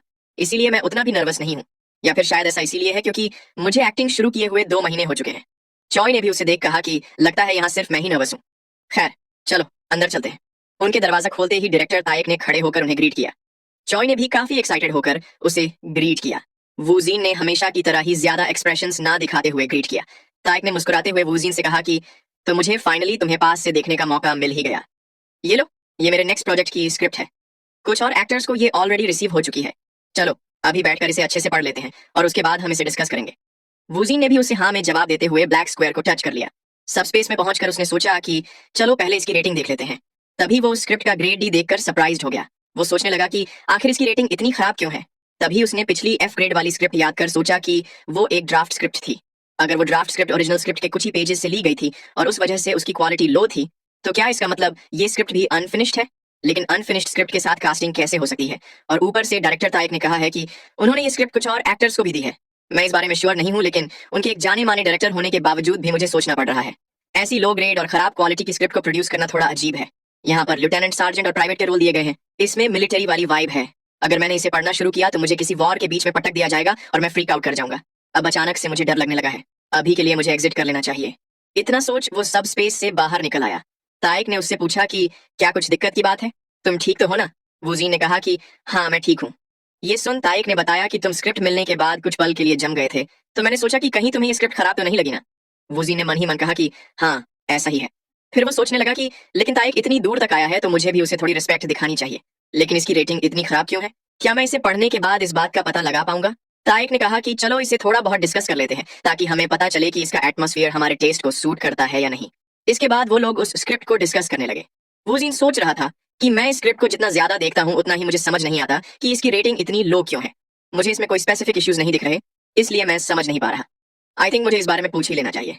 इतना सोच उसने तायक से पूछा कि आई एम सॉरी, लेकिन क्या ये स्क्रिप्ट वाकई में आपका नेक्स्ट प्रोजेक्ट है। ये सुन तायक सरप्राइज हो गया। उसने वुजीन से पूछा कि लेकिन तुम ये क्यों पूछ रहे हो। वुजीन ने बताया कि मैं थोड़ा उलझन में हूँ। ये ऐसा लगता है कि ये कंप्लीट है, लेकिन साथ ही ऐसा भी लगता है कि ये सिर्फ बाहर से ही कंप्लीट है। तायक ने पूछा कि इसका क्या मतलब। वुजीन ने उसे फिर से सॉरी बोलते हुए कहा कि ये तो आपने मुझसे कंफर्टेबली बोलने को कहा, इसलिए मैंने बता दिया। सामने से तायक ने पूछा कि क्या तुम स्क्रिप्ट के सिर्फ कुछ ही पेजेस पढ़कर इस कंक्लूजन पे आ गए, और वो भी सिर्फ अपनी फीलिंग के बेस पर। ये सुन वुजीन सोचने लगा कि क्या मैंने कुछ गलती कर दी। तभी तायक हंसते हुए बोलने लगा कि तुम वाकई में इंप्रेसिव हो। सच कहूँ तो मुझे थोड़ा यकीन नहीं हो रहा था, लेकिन लगता है मानवू सही बोल रहा था। वुजीन उसकी बातें सुन पूरी तरह से कंफ्यूज हो चुका था। उसने पूछा कि आप कहना क्या चाहते हैं? ताइक ने अपनी पॉकेट में हाथ डालकर हंसते हुए कहा कि मैंने एक्सपेक्ट नहीं किया था कि तुम्हारे पास कुछ ही पेजेस पढ़कर प्रोजेक्ट को स्पॉट करने की ऐसी इंस्टिंक्ट होगी। तुम सही हो, ये स्क्रिप्ट अभी कंप्लीट नहीं हुई। इतना बोल उसने टेबल पर एक और स्क्रिप्ट निकाल कर रखते हुए कहा कि अब ये वाली पढ़ो। वुजीन भी वो स्क्रिप्ट उठाकर पढ़ने लगा। ताइक ने उसे देख मन ही मन सोचा कि ये चीज थोड़ी सरप्राइजिंग है। पहले तो हमारा इरादा था कि हम इसे बिना ऑडिशन के ही कास्ट कर लेंगे, लेकिन मैं इसके बारे में क्यूरियस था, इसलिए मैंने इसे थोड़ा टेस्ट करने का डिसाइड किया। मुझे वाकई में यकीन नहीं हो रहा कि इसने स्क्रिप्ट के इश्यूज इतनी जल्दी आइडेंटिफाई कर लिए। इसने विदेश में सेल्फ स्टडी करते वक्त इतनी तो कितनी स्क्रिप्ट्स पढ़ी होंगी जो ये ऐसा कर पा रहा है। उसके अलावा ऐसा सेंस डेवलप कर पाने का और कोई तरीका नहीं है। अब मुझे समझ आया कि मानवू का इसे एक अलग टाइप का स्टार कहने के पीछे क्या मतलब था। इसकी एक्टिंग और पर्सनैलिटी वाकई में अपीलिंग है। मुझे उम्मीद है कि इसे मेरी स्क्रिप्ट पसंद आए और ये लीड रोल को एक्सेप्ट कर ले। वहीं वुजीन भी उस स्क्रिप्ट के साथ सब स्पेस में पहुंच चुका था। उसने देखा कि इस स्क्रिप्ट का ग्रेड A+ था। वहां पर ऑप्शंस में एक सर्जेंट का रोल दिया गया था जिसके पास ड्यूअल पर्सनालिटी थी। वुजीन उसे देख सोचने लगा कि ये तो एक ड्यूअल पर्सनालिटी वाले विलन का रोल है। इसके बाद वुजीन और चोई वापस जाने लगते हैं। वुजीन स्क्रिप्ट पढ़ते हुए सोच रहा था कि ये ऐसा लगता है जैसे कोई मॉन्स्टर या स्ट्रेंज क्रीचर अपीयर हो रहा हो। ये काफी इंटेंस है। ये पहले वाली अनफिनिश्ड स्क्रिप्ट से काफी अलग है। इसमें सस्पेंस एक अलग ही लेवल पर है और ऊपर से इसमें स्प्लिट पर्सनालिटी वाला रोल भी है। ये काफी इंटरेस्टिंग कैरेक्टर है, लेकिन मैं ये बता नहीं सकता कि ये अच्छा है या खराब। तभी चोई का फोन बजने लगा। ये दोंगचुन का कॉल होता है। उसने बताया कि डिटेक्टिव एजेंसी को फाइनल्स में पहुंचने वाली 40 फिल्म्स में सिलेक्ट कर लिया गया है। ये सुन वुजीन सोचने लगा कि तो क्या इसका मतलब मैं उन टीवी पे दिखाए जाने वाले फिल्म फेस्टिवल्स में जाऊंगा? वहीं चोई दोंगचुन से पूछ रहा था कि क्या फाइनलिस्ट्स ऑलरेडी सिलेक्ट हो चुके हैं? क्या इस बार फिल्म एंट्रीज कम थी? दोंगचुन ने उसे ना में जवाब देते हुए बताया कि कमेटी की इन्फॉर्मेशन के मुताबिक तो इस बार की एंट्रीज पिछले साल के मुकाबले 30% जितनी इंक्रीज हुई है। ये शायद योन के इन्वॉल्व होने की वजह से हो सकता है। चोई ने कहा कि लगता है क्वालिटी को ध्यान में न रखते हुए इस बार उन्होंने ऐसी फिल्म्स को सिलेक्ट किया है जो ऑडियंस में हलचल मचा सके। तो फिर ठीक है, हम भी सब कुछ अकॉर्डिंगली तैयार कर देंगे। इतना बोल वो फोन काट कर सोचने लगा कि एक्टिंग शुरू करने के सिर्फ 2 महीनों बाद ही फिल्म फेस्टिवल में डेब्यू करना काफी इंसेन और अनप्रेसिडेंटेड है। और ऊपर से जाने माने डायरेक्टर्स भी इसकी ओर खींचे चले आ रहे हैं। साथ ही इसकी इंग्लिश भी एकदम एक्सलेंट है। मैंने इस तरह का पाथ पहले कभी भी नहीं देखा। ये सारी चीजें कॉन्ट्रैक्ट में मेंशन की हुई आउटरेजस कंडीशंस को भी जस्टिफाइबल बनाती है। चलो देखते हैं कि आगे चीजें कैसी होगी। इतना सोच उसने वुजीन से पूछा कि तुम्हारा डायरेक्टर ताइक की script the island of disappearance के बारे में क्या ख्याल है? वुजीन ने बताया कि मैंने इसे पूरा नहीं पढ़ा है, लेकिन ये इंटरेस्टिंग लगता है। चोई ने कहा कि तो ठीक है, इसे अच्छे से पढ़ लो और फिर डिसाइड करो कि तुम इसे कंटिन्यू करना चाहते हो या नहीं। साथ ही मुझे ये भी बता देना कि तुम्हें सबसे ज्यादा कौन सा कैरेक्टर पसंद आया। डायरेक्टर ताइक ने बताया था कि वो mise en scene film festival में बिजी है, इसलिए हम उसके बाद एक मीटिंग अरेंज कर सकते हैं। वुजीन ने भी उसे ठीक है कहा। फिर उसने चोई से पूछा कि क्या मुझे और भी स्क्रिप्ट्स और सीनेरियोज मिल सकते हैं, प्रेफरेबली ऐसे जिनकी प्लानिंग अभी भी चल रही हो। इतना बोल वो मन ही मन सोचने लगा कि मुझे जल्द से जल्द एक्सपीरियंस और नॉलेज की जरूरत है। चोई ने उसे बताया कि ये काम मुश्किल तो नहीं है, लेकिन तुम कौन से जॉनर्स प्रेफर करते हो, थ्रिलर, एक्शन, रोम कॉम या कोई और? वुजीन ने बताया कि उससे कोई फर्क नहीं पड़ता, मैं बस उन्हें पढ़ना चाहता हूँ। चोई ने कहा कि तुम अपने करियर की शुरुआत से ही इंटेंस कैरेक्टर्स के रोल किए जा रहे हो, लेकिन अगर तुमने ऐसा करना जारी रखा तो तुम्हें टाइप कास्ट कर दिया जाएगा। और ऊपर से फैन बेस बनाने का सबसे बेस्ट तरीका होता है स्वीट और चार्मिंग कैरेक्टर्स। वुजीन, तुम्हारा चेहरा भी वर्सटाइल है। क्या तुम रोम कॉम्स या मेलोड्रामास में इंटरेस्टेड हो? फिर हमें कुछ वक्त बाद प्रोफाइलर हारियांग की शूटिंग साइट का सीन दिखाया जाता है। मानवू सीन को ओवर करके वुजीन को बता रहा था कि तुम्हारी परफॉर्मेंस एक्सेप्शनल थी। डायरेक्टर के तौर पे मेरे पूरे करियर में तुम्हारा असिस्टेंट पार्ट के तौर पे दिखाया गया रोल सबसे बेस्ट था। वहां खड़े बाकी लोग भी तालियां बजाते हुए वुजीन के काम की तारीफ करने लगे। ये देख वुजीन ऑकवर्ड होकर सोचने लगा कि अब मैं क्या जवाब दूं। चलो सबसे पहले अपना ग्रेटिट्यूड दिखा देता हूँ।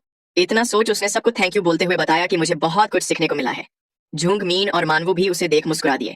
फिर चोई ने भी वुजीन के काम की तारीफ करते हुए कहा कि मैं थोड़ी देर प्रोडक्शन टीम से कुछ बातें कर लेता हूँ, तब तक तुम प्लीज कार में इंतजार करो। ये सुन वुजीन भी हाँ में जवाब देकर निकलने लगा। वो मन ही मन सोच रहा था कि मुझे कुछ अजीब फील हो रहा है। ऐसा लग रहा है जैसे मुझे मिलिट्री से डिस्चार्ज किया जा रहा हो, जहां मैं अपने कॉमरेड्स इन आर्म्स जिनके साथ मैंने मुश्किल पल बिताए हैं उन्हें छोड़कर जा रहा हूँ। ये थोड़ा इमोशनल फील हो रहा है। अब मुझे ऐसे छोटे फेयरवेल्स की आदत डाल लेनी होगी, लेकिन फिर भी मुझे अच्छा फील हो रहा है कि ये खत्म हो गया, या फिर कहूँ तो मैं रिलीव्ड फील कर रहा हूँ। शायद इसीलिए जो इमोशंस मैं दबाए बैठा हूँ वो उभर कर बाहर आ रहे हैं। वैसे भी यहाँ आसपास कोई नहीं है, राइट? इतना सोच वो हंसते हुए बोलने लगा कि मुझे बाकियों का तो नहीं पता, लेकिन मैं अपनी हंसी नहीं रोक पा रहा। इतनी मेहनत और सीरियस एक्ट करने के बाद मैं इतना तो कर ही सकता हूँ, राइट? तभी हंसते हुए उसकी नजर अपने पास ही खड़े किसी पर्सन पर गई। योन को वहां देख उसके होश उड़ गए। वो मन ही मन बोलने लगा कि हो गया सत्यानाश, अब मैं क्या करूं? इतना सोच उसने योन से पूछा कि तुम कब से यहाँ हो? योन ने बताया कि मैं पहले से ही कार में इंतजार कर रही थी। ये सुन वुजीन ने परेशान होकर सोचा कि तो इसका मतलब इसने सब कुछ देख लिया, अब तो मेरे लग गए। तभी योन उसे पकड़कर चिल्लाते हुए पूछने लगी कि अभी सबसे जरूरी चीज है कि वुजीन तुम अपने होश संभालो, तुम ऐसा नहीं कर सकते। तभी पीछे से आ रहे चोई ने ये देख पूछा कि यहाँ चल क्या रहा है, क्या तुम दोनों लड़ाई कर रहे हो? योन ने सीरियस होकर ना में जवाब देते हुए बताया कि व्यूजीन खुद से ही हंसे जा रहा था और उसकी स्माइल भी अजीब थी। वो हंसते हुए खुद से ही बातें कर रहा था। ये उसके यूजुअल बिहेवियर से बिल्कुल अलग है। ये पक्का असिस्टेंट पार्क से पजेस हो चुका है। वूजीन, इससे बाहर निकलो। तुम कोई साइको या सोसियोपैथ नहीं हो। चोई भी परेशान होकर पूछने लगा कि क्या सही में ऐसा हुआ? क्या मैं साइकाइट्रिस्ट के साथ अपॉइंटमेंट बुक करूं? वहीं वूजीन मन ही मन सोच रहा था कि अब मैं इसे कैसे हैंडल करूं। मुझे कोई सोल्यूशन ढूंढना होगा। फिर उसने वापस से सीरियस एक्ट कर ना में जवाब देते हुए बताया कि ये असिस्टेंट पार्क नहीं था। मैं द आइलैंड ऑफ डिसअपीयरेंस के कैरेक्टर की एक्टिंग कर रहा था। ये सुन चोई ने पूछा कि क्या वो डायरेक्टर ताए के अगले प्रोजेक्ट वाला? उनकी बातें सुन योन पूछने लगी कि तो फिर मैंने इस बारे में कुछ क्यों नहीं सुना? डायरेक्टर ताए तो यूजुअली पहले एक्टर्स को वेरीफाई करते हैं, राइट? चोई ने उसे बताया कि व्यूजीन पहले ही वेरीफाइड हो चुका है और ऐसा लगता है कि डायरेक्टर ताए का अगला प्रोजेक्ट एक बड़ा फॉरेन वर्क होने वाला है। फिर योन ने व्यूजीन से पूछा कि तो क्या इसका मतलब तुम असिस्टेंट पार्क का रोल फिनिश करके तुरंत ही प्रैक्टिस करने लगे, क्योंकि तुम तुरंत ही डायरेक्टर ताए का प्रोजेक्ट ज्वाइन करना चाहते थे? वूजीन ने बताया कि मैं प्रैक्टिस नहीं कर रहा था, मैं बस बोर हो चुका था, इसलिए उसे ट्राई कर रहा था। योन ने पूछा कि वो कैरेक्टर कैसा है? वूजीन ने बताया कि उस कैरेक्टर की स्प्लिट पर्सनैलिटी है, मैं इससे ज्यादा नहीं बता सकता। ये सुन योन बोलने लगी कि इसीलिए तुम असिस्टेंट पार्क से भी ज्यादा ईवल तरीके से हंस रहे थे। बेचारे वूजीन को ये बात दिल पे जा लगी। फिर उसने कहा कि भले ही ये एक मिसअंडरस्टैंडिंग हो, लेकिन तुम्हारे कंसर्न के लिए थैंक यू। इतना बोल उसने सोचा कि अब मुझे हर समय बच के रहना होगा। चोई ने आगे कहा कि व्यूजीन, अगर तुम्हें कभी भी साइकोलॉजिकल सपोर्ट चाहिए तो मुझे बता देना, या फिर अगर स्केड्यूल अलाउ करता हो तो ब्रेक भी ले लेना। क्या तुम अपनी पहली छुट्टी लेना चाहते हो? वूजी ने कहा कि बढ़िया, वैसे भी मैं थिएटर में जाकर डिटेक्टिव एजेंसी देखना चाहता था। चोई ने आगे बताया कि mise en scene short film festival की ओपनिंग सेरेमनी 2 दिन में होने वाली है। उसे एक बड़ी स्क्रीन पर देखना टेस्ट स्क्रीनिंग से बिल्कुल अलग होगा। फिर भी इन केस तुम अपना चेहरा ढक लेना, ठीक है? वुजीन ने भी उसे हाँ में जवाब दिया। उसने मन ही मन सोचा कि अगर किसी ने डिटेक्टिव एजेंसी के वक्त मुझे देख लिया तो वो मुझे पहचान जाएंगे, लेकिन मुझे नहीं लगता कि कुछ भी अनयूजुअल होगा। वहीं दूसरी ओर हमें कोई बंदा अपने फोन पे न्यूज पढ़ता हुआ दिखाई देता है। यंगदे ने अपना फोन देखते हुए कहा कि इस बार mise en scene short film festival को काफी ज्यादा मीडिया कवरेज मिल रही है। चलो इसका स्केड्यूल देख लेते हैं। क्लोजिंग सेरेमनी और अवार्ड्स को हटा दिया जाए तो शॉर्ट फिल्म फाइनलिस्ट की स्क्रीनिंग 1 हफ्ते तक चलने वाली है, इंक्लूडिंग द वीकेंड। तो क्या मैं किसी और को भी अपने साथ ले चलूं? इतना सोच वो अपने दोस्तों को मैसेज करने लगा। एक दोस्त ने उसके साथ आने के लिए अग्री करते हुए कहा कि चलो बाद में ड्रिंक्स पे भी चलेंगे, बाकियों को भी बुला लेना। लेकिन ये वुजीन इतना शांत क्यों है? क्या वो मिसिंग है? यंगदे ने भी ये देख सोचा कि वुजीन काफी दिनों से बिजी होने का बोले जा रहा है। क्या मुझे उसे भी डीएम कर लेना चाहिए? इतना सोच उसने वुजीन को डीएम कर दिया। थोड़ी देर बाद वो गुस्सा होकर सोचने लगा कि इसने तो मेरा मैसेज पढ़ा भी नहीं। बेरोजगार होने पर तो उसे तुरंत ही रिप्लाई कर देना चाहिए था ना। चलो कोई ना, वुजीन को छोड़कर बाकी सब लोग वीकेंड पे गैदर हो जाना। मिलने की जगह है सीसीवी सिनेमा। इसके बाद सीन किसी शॉपिंग सेंटर पे शिफ्ट होता है। यंगदे अपने कुछ दोस्तों के साथ वहां पहुंच चुका था। वुजीन भी मास्क लगाकर वहीं आया हुआ था। वो लोग एक दूसरे के बगल से गुजर गए। थोड़ी देर बाद वो थिएटर में जा बैठे। वहां पर काफी सारे लोग आए हुए थे। वुजीन ये देख हैरान होकर सोचने लगा कि ये तो वाकई में इंप्रेसिव है, लेकिन मैं अब खुद को एक बड़ी स्क्रीन पे देखने की बात सोचकर ही नर्वस हो रहा हूँ, और वो भी ऑडियंस के साथ। मैं रियल टाइम में उनका रिएक्शन देख पाऊंगा। मुझे खुद को शांत करना होगा। तभी उसके पास से कुछ बंदे बातें करते हुए गुजरने लगे। वुजीन को ये आवाज कुछ जानी पहचानी सी लगी। तभी वो यंगदे और अपने दोस्तों को वहां पर देख पूरी तरह से चौंक गया। वो परेशान होकर सोचने लगा कि ये होपलेस ट्रियो यहाँ क्या कर रहा है। इसमें मोटा वाला बंदा है क्यूंग संग, चार्मिंग वाइब वाला बंदा है नाह्युंग गो, और वो हट्टा कट्टा है यंगदे। वुजीन परेशान होकर सोचने लगा कि ये क्रेजी लोग यहाँ क्या कर रहे हैं। वहीं सबसे आगे बैठा क्यूंग पूछने लगा कि वैसे क्या वुजीन सही में नहीं आने वाला? क्या उसे गर्लफ्रेंड मिल गई है? नाह्युंग ने कहा कि लगता तो ऐसा ही है। यंगदे ने उन लोगों को चुप होने का इशारा किया। तभी स्क्रीन पर डिटेक्टिव एजेंसी शुरू हो गई। क्यूंग ने यंगदे से पूछा कि पॉपकॉर्न कहाँ है, लेकिन यंगदे ने उसे कोई जवाब नहीं दिया। ये देख क्यूंग उसे आवाज लगाने लगा। तभी यंगदे ने कांपती हुई उंगली से उसे सामने देखने का इशारा किया। वहां पर स्क्रीन पे वुजीन केम रियूजिन का रोल कर रहा था। ये देख उन तीनों का मुंह खुला का खुला ही रह गया। उन्हें समझ नहीं आ रहा था कि वुजीन स्क्रीन पे क्या कर रहा है। यंगदे हैरान होकर पूछने लगा कि ये वुजीन ही है ना? क्यूंग ने पूछा कि तो क्या तुम्हें ये कोई और लगता है? अगर ये व्यूजीन नहीं होगा तो और कौन होगा? चलो अभी बाहर जाके व्यूजीन को कॉल करके बात करते हैं। यंगदे ने नामे जवाब देते हुए कहा कि चलो पहले पूरी मूवी देख लेते हैं और उसके बाद कॉल करेंगे। फिर मूवी देखते हुए यंगदे सोचने लगा कि वुजीन का स्क्रीन पे होना काफी क्रेजी है, लेकिन वो इतनी अच्छी एक्टिंग कैसे कर ले रहा है। तभी उसे सुपर एक्टर वाली बात याद आ गई। उसे याद आया कि सुपर एक्टर के बाद वुजीन ने उससे स्क्रिप्ट और सिनारियो मांगे थे। उसमें से एक स्क्रिप्ट डिटेक्टिव एजेंसी की भी थी। यंगदे सोचने लगा कि उसके बाद वुजीन शॉर्ट फिल्म से रिलेटेड काफी सारे सवाल भी पूछ रहा था, और फिर अचानक से ही वो बिजी हो गया। तो क्या इसका मतलब उसने सिनारियो देख ऑडिशन देकर लीड रोल पा लिया? इस पूरे वक्त जब वो बिजी होने की बात बोल रहा था, तब क्या वो फिल्मिंग कर रहा था? आखिर एक ऐसा बंदा जिसने अपनी पूरी जिंदगी डिजाइनिंग ही की हुई है, वो रातों रात एक एक्टर कैसे बन गया? आखिर यहाँ चल क्या रहा है? वहीं पीछे बैठा वुजीन भी परेशान होते हुए सोच रहा था कि क्या ये लोग मूवी पे कुछ ज्यादा ही अटेंशन नहीं दे रहे? ये मैंने जितना सोचा था उससे जल्दी रिवील हो गया। वैसे तो मैं इन्हें प्रोफाइलर हारियांग के प्रीमियर एपिसोड के रिलीज होने पर बताने वाला था, लेकिन अब सिचुएशन ऐसी हो चुकी है तो मुझे उन्हें कम से कम रफ एक्सप्लेनेशन तो देनी ही चाहिए। लेकिन मैं उनसे कहूंगा क्या? तभी मूवी देख रहा यंगदे चौंक उठा। वुजीन भी ये देख कंफ्यूज हो गया। तभी उसने देखा कि स्क्रीन पे उसके साथ युआन वाला सीन चल रहा था। ये देख वो तीनों दोस्त पूछने लगे कि क्या इसमें युआन भी है, लेकिन युआन एक शॉर्ट फिल्म क्यों कर रही है? वो साला वूजीन कमीना कहीं का। वहीं वूजीन मन ही मन बोल रहा था कि मुझे भी नहीं पता था कि इसमें युआन होंगी। ऐसे ही थोड़ी देर बाद मूवी खत्म हो जाती है। वूजीन बाहर एक पेड़ के पीछे छिपा कुछ देख रहा था। वो वहां बेंच पे बैठे उन तीनों को देख सोचने लगा कि वैसे तो मूवी देखने के बाद मेरे कुछ प्लान्स थे, लेकिन अभी चलो कुछ बहाना बना लेता हूँ। तभी क्यूंग ने वुजीन की ओर इशारा कर कहा कि देखो वो रहा वुजीन। ये देख वो तीनों ही गुस्से से खड़े होकर चिल्लाने लगे कि पकड़ो उस कमीने को। वुजीन भी ये देख चौंक गया। वो उनसे बचते हुए वहां से भागने लगा। वो तीनों भी उसका पीछा करने लगे। थोड़ी देर बाद वो लोग भागते हुए थक गए। वुजीन काफी तेज था। यंगदे ने हाँफते हुए वुजीन से कहा कि अबे रुक जा, चलो बात करते हैं। वुजीन ने आगे भागते हुए पूछा कि तो फिर तुम लोग एक भालू की तरह मेरा पीछा क्यों कर रहे हो? ये सुन यंगदे चिल्लाते हुए बोलने लगा कि अब तुम ऐसे अचानक से मूवी में व्यूअर की जगह एक एक्टर बन के आओगे तो मैं और क्या करूंगा? वुजीन ने डरते हुए पूछा कि तो फिर तुम मुझे ऐसे क्यों देख रहे हो जैसे तुम मुझे मारना चाहते हो? मैं सब कुछ एक्सप्लेन कर दूंगा, इसलिए प्लीज शांत हो जाओ। ये सुन यंगदे ने उसकी गर्दन दबोचते हुए कहा कि ठीक है, चलो एक्सप्लेन करो। वुजीन भी उसे कमीना बोलते हुए खुद को छोड़ने के लिए बोलने लगा। फिर उसने बताया कि हाँ, मैं ही उस मूवी का प्रोटैगनिस्ट हूँ जिसे तुम लोगों ने अभी देखा। यंगदे ने कहा कि तुम्हारे मुंह से ये सुनना इस बात को और भी ज्यादा अनबिलीवेबल बनाता है। तुमने अचानक से डिजाइनर से एक्टिंग पे स्विच कैसे कर लिया? वुजीन ने बताया कि मुझे भी पता नहीं था, लेकिन मैं एक्टिंग में अच्छा हूँ। मुझे अपना ये टैलेंट सुपर एक्टर के ऑडिशन के दौरान रियलाइज हुआ। उसके बाद मैं स्क्रिप्ट्स और सिनारियोज में और भी ज्यादा इंटरेस्टेड हो गया। उसमें मुझे डिटेक्टिव एजेंसी इंटरेस्टिंग लगी, इसलिए मैंने थोड़ी प्रैक्टिस करके उसका ऑडिशन दिया। डायरेक्टर ने मेरी एबिलिटीज देखकर मुझे ज्वाइन करने को बोला, इसलिए मैं मूवी में अपीयर हुआ और वही मूवी अब फिल्म फेस्टिवल के फाइनलिस्ट के तौर पे यहाँ स्क्रीन की जा रही है। यंगदे बोलने लगा कि 2 महीनों में ही इस लेवल की एक्टिंग अचीव करने का कोई सेंस ही नहीं बनता। क्यों ने भी कहा कि ये सिर्फ टैलेंट नहीं हो सकता, ये तो सरासर चीटिंग है। वुजीन ने भी मन ही मन सोचा कि वैसे देखा जाए तो सब स्पेस एक चीट कोड तो है। फिर उसने उन्हें बताया कि अब यही सच है। तुम्हें ये बात न बताने के लिए सॉरी। यंगदे ने आगे पूछा कि तो क्या तुम फिल्मिंग में बिजी थे, तो क्या अब तुम एक्टर के तौर पे ही कंटिन्यू करोगे? वुजीन ने उसे हाँ में जवाब देते हुए कहा कि इस बात को हमारे बीच कॉन्फिडेंशियल रखना, किसी और को ये बात मत बताना, ठीक है? यंगदे ने कहा कि ये तो ऑब्वियस सी बात है। और वैसे क्या तुमने अपना अगला प्रोजेक्ट डिसाइड किया है? वुजीन ने उसे हाँ में जवाब देते हुए बताया कि वो एक ड्रामा है, लेकिन मैं तुम्हें और डिटेल्स नहीं दे सकता क्योंकि ये कॉन्फिडेंशियल है। यंगदे ड्रामा की बात पर हैरान होकर पूछने लगा कि क्या ये कोई बड़ा नेटवर्क है? उसकी फिल्मिंग कब स्टार्ट होने वाली है? वुजीन ने बताया कि उसका फर्स्ट एपिसोड जल्द ही एयर होगा। ये सुन यंगदे खुश होते हुए अपने मोबाइल पर चेक करने लगा। वहीं पीछे से नाह्योंग ने पूछा कि क्या तुम यॉन के साथ क्लोज हो?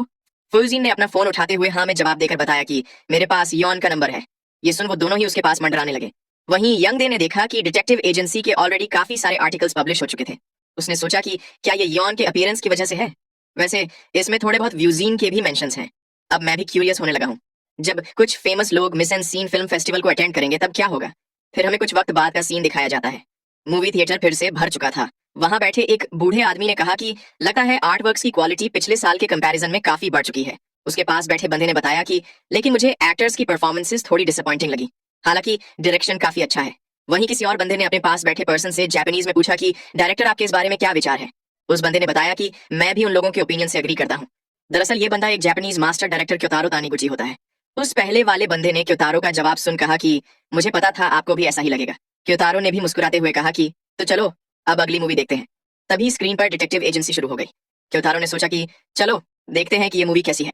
थोड़ी देर बाद मूवी देखते हुए क्योतारो हैरान हो चुका था। वो सोचने लगा कि आखिर ये एक्टर कौन है? ये प्रोटैगनिस्ट का रोल कर रहा एक्टर मैंने अब तक जितने भी देखे उनसे एक अलग ही लेवल पर है। क्या कोरिया में इस लेवल के भी एक्टर्स हैं जो सिर्फ शॉर्ट फिल्म्स में ही अपीयर होते हो? उसके पास बैठा बंदा भी पूछने लगा कि वो एक्टर कौन है। उसकी प्रेजेंस काफी पावरफुल है, यहाँ तक कि वो यौन की प्रेजेंस को भी ढक दे रहा है। वहीं एक औरत पूछ रही थी कि तो क्या तुम्हारे कहने का मतलब है कि ये एक्टर थिएटर बैकग्राउंड से है, लेकिन फिर भी मैं इसे कैसे नहीं जानती?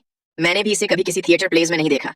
तभी उसके पास बैठा बंदा बोलने लगा कि इसमें कोई आश्चर्य की बात नहीं है, वो एक्टर विदेश से है। ये सुन वो औरत हैरान रह गई। डायरेक्टर तायक ने मुस्कुराते हुए बताया कि मैंने सुना है इस एक्टर ने काफी लंबा वक्त विदेश में बिताया है। ये सुन वो औरत उसके करीब आते हुए पूछने लगी कि डायरेक्टर तायक क्या आप इस एक्टर को जानते हैं?